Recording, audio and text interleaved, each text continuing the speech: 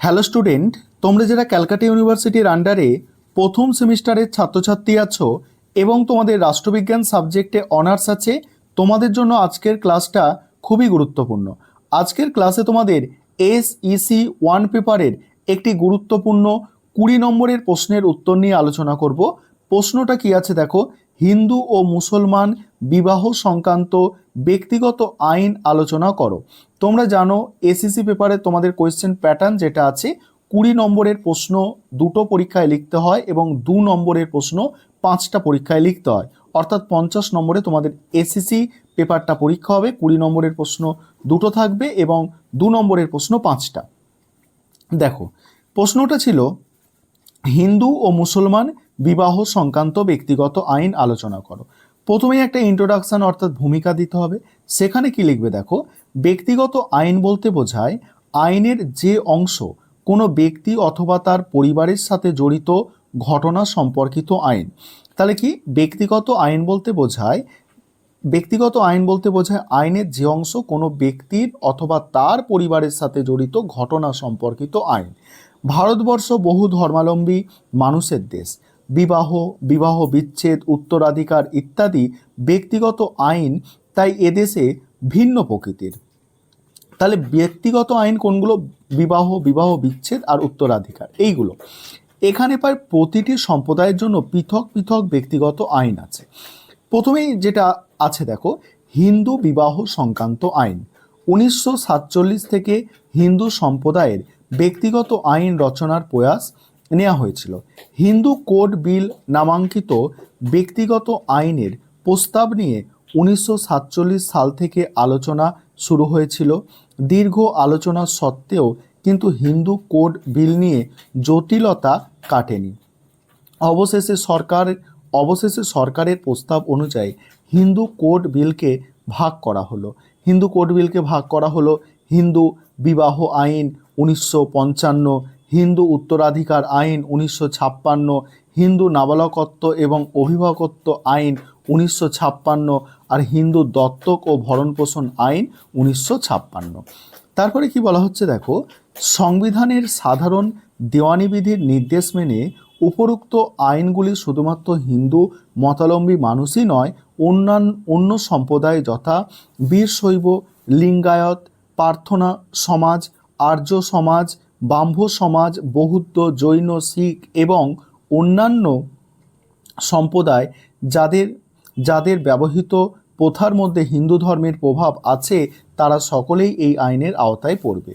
এই আইন থেকে স্বাভাবিকভাবে মুসলমান সম্প্রদায়, খ্রিস্টান ও পার্সি ধর্মাবলম্বী মানুষ বাদ থাকবে।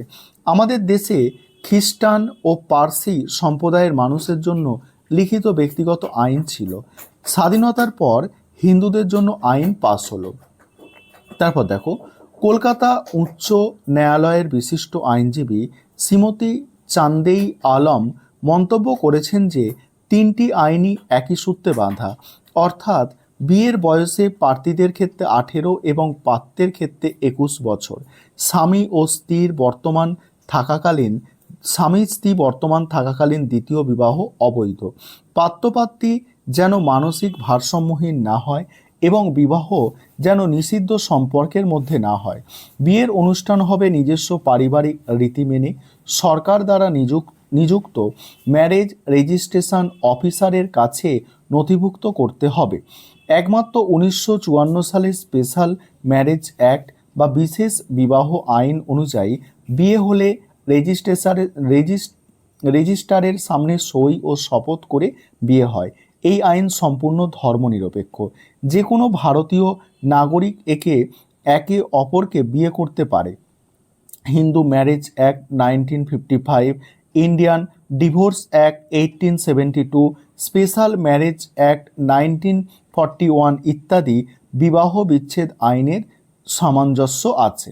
এইসব আইন অনুযায়ী নিষ্ঠুর আচরণের জন্য কোনো পক্ষ অপর পক্ষের সংসর্গ ত্যাগ করলে, ব্যভিচারে লিপ্ত থাকলে বা ধর্ম ত্যাগ করলে কিংবা এমন মানসিক রোগী বা জড়তায় আক্রান্ত যার কোনো চিকিৎসা নেই এবং যে ব্যাধি থাকার দরুন অপরের সাথে বাস করা সম্ভব নয়, সেক্ষেত্রে বিচ্ছেদ আইন গ্রাহ্য।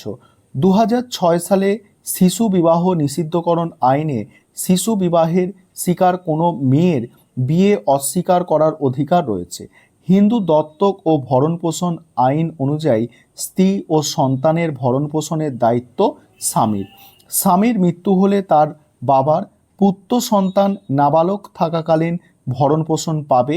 এছাড়া বিবাহ আইনে কোনো দরখাস্ত করলে ভরণপোষণের আদেশ আদালত দেবে। কোনো বিবাহ বিচ্ছেদের মামলা হলে তবেই আদালত ভরণপোষণের আদেশ দেবে। 1956 সালে হিন্দু উত্তরাধিকারী আইন পাস হয়। কোনো হিন্দুর যদি ইচ্ছাপত্র না থাকে তাহলে তার সম্পত্তি কিভাবে বার্তাবে তার বিশদ বিবরণ ওই আইনে দেওয়া আছে। এই আইনে বলা হয়েছে ভারতের বিভিন্ন প্রদেশে আইনের মধ্যে সমতা আনা হয়েছে ও মহিলা উত্তরাধিকারকে বিশেষ অধিকার দেওয়া হয়েছে। পরের যে পার্টটা আছে, মুসলমান সম্প্রদায়ের বিবাহ সংক্রান্ত ব্যক্তিগত আইন। ভারতবর্ষ হলো একটি ধর্মনিরপেক্ষ রাষ্ট্র। পরের পার্টটা আলোচনা করব, তার আগে একটা বিষয় তোমাদের বলে নিই যে তোমাদের জন্য অনলাইন কোচিং ক্লাস চলছে। তোমরা যারা প্রথম সেমিস্টারে রাষ্ট্রবিজ্ঞান অনার্স সাবজেক্ট নিয়ে পড়াশোনা করছো, তোমাদের অনলাইন কোচিং ক্লাস চলছে। তোমরা যদি কেউ অ্যাডমিশন নিতে ইচ্ছুক থাকো এই নম্বরে যোগাযোগ করতে পারো 912300005218 এই নম্বরে যোগাযোগ করে তোমরা অ্যাডমিশন নিতে পারো।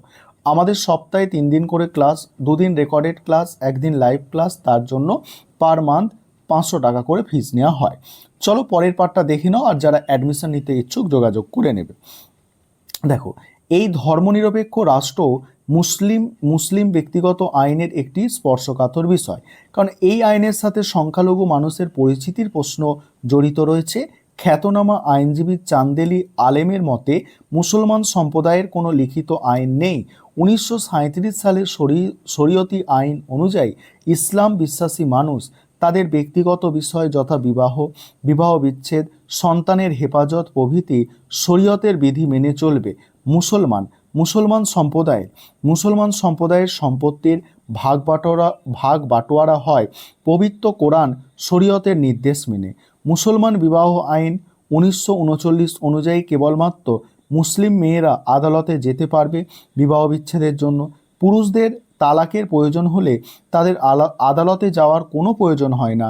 3 তালাক উচ্চারণ করলেই বিবাহ বিচ্ছেদ হয়ে যায়। সম্প্রতি সুপ্রিম কোর্টের তাৎক্ষণিক 3 তালাক প্রথা নিষিদ্ধ করেছে। সুপ্রিম কোর্ট 3 তালাক প্রথা অবৈধ বলে আখ্যায়িত করেছেন। মোদী সরকার একটি অর্ডিন্যান্স 2019 জারি করে তাৎক্ষণিক 3 তালাক প্রথা বন্ধ করে দিয়েছে। এই নিয়ে রাজনৈতিক বিতর্কের সৃষ্টি হয়েছে। এই ছিল তোমাদের আজকে প্রশ্নের উত্তর। এই প্রশ্নটা তোমাদের জন্য খুবই গুরুত্বপূর্ণ, ভালো করে তোমরা পরীক্ষার জন্য এটা তৈরি করো।